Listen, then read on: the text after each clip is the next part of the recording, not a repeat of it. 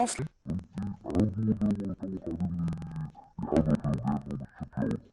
كيفاش معناتها توريث المنظمة تاع الإعراف كيفاش حاضر فوري ميسالش فسرلنا خلينا نفهمو معاك. دخلوه في إطار شنو منظمة انتخابات هكاكا هي.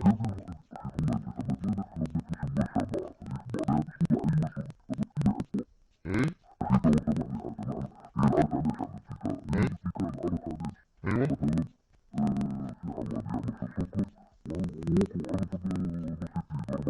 استناني سيبك لحظة تحكي على مجلس المنافسة.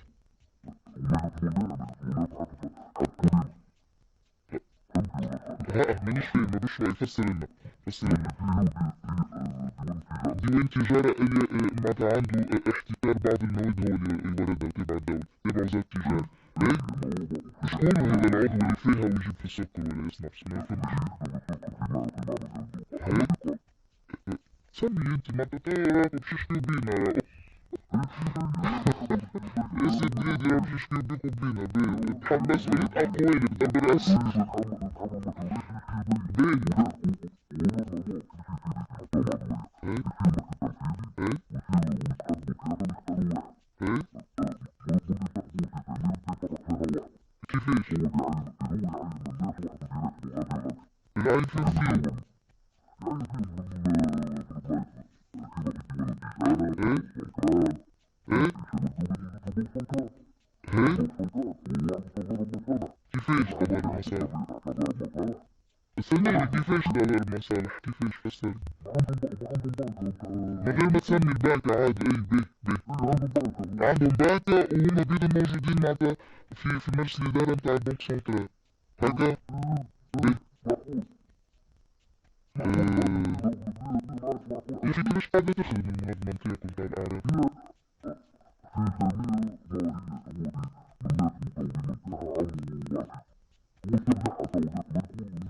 شنو استرجعها يا أخي هي ملك خاص.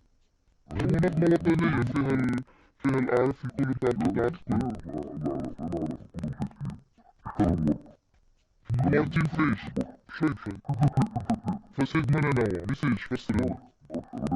اعطينا شوية فسر لنا اي ولا فهمنا.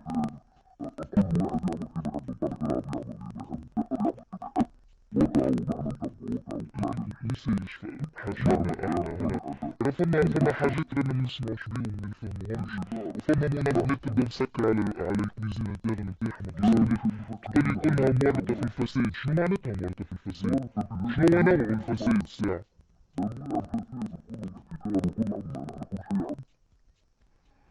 الاحتكار موجود الاحتكار. مم.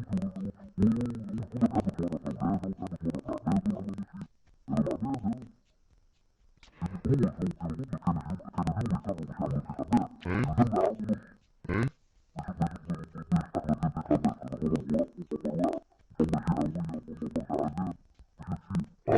معناتها تعتبر انه مفماش نية انه يعمل انتخابات. مم. حاولش تتواصل مع القيادات متاع المنظمة.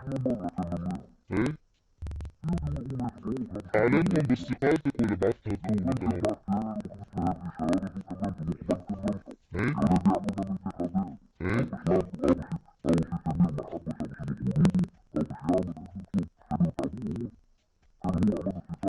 فيش حاول تنتقي بعض الالفاظ المنصر معناتها نحاولوا انه نحكيو اما من غير ما نجرحوا في الناس ما نجبدوش لابولا ميسالش رانا في مباشر والاستسلام. ايه حاولت انك تتواصل مع الغرفة زملائك وتعمل استقالة جماعية رفضوا. الغرفة الكل ايه من وين المشكل مع شكون عندك مشكلة. مهم. ايوه ايوه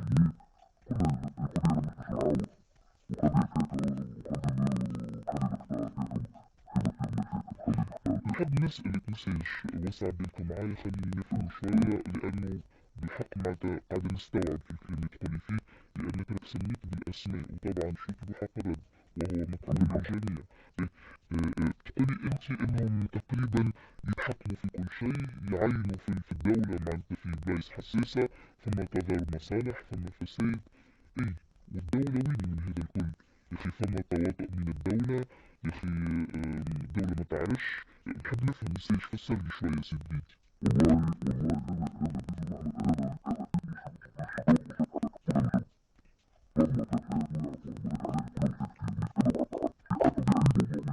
لهنا على خاطر شو؟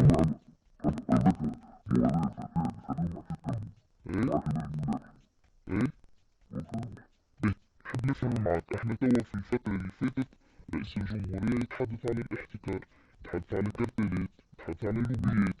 وتوا بركة حتى ضيفي اللي كان موجود وحدايا سي دايما الورغي، عضو مكتب سياسي لحالة 25، يقولك احنا راهو الرئيس في حرب ضد الكل، هالكرتلات هذي وهاللوبيات والفاسدين وكل شيء، راهو يلزموا مساندة. معناتها انت هنا وكأنك تتأكد ان كلام رئيس الدولة صحيح.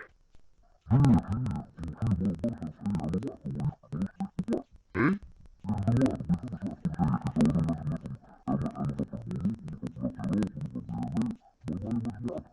يا سيد بليدي هناك تقولي انت فساد ولوبيات ومكتب تنفيذي متورط هدايا. هنا احنا طبعا قاعدين نسمعوا في هذا الكلام عنا طبعا. الازهر العقلي خرج وتحدث على 40 عائلة متنفذة يتحكموا في الاقتصاد بكل تفاصيله، ورخص ما ياخذوها كان هما ويحرموا الناس الكل منها.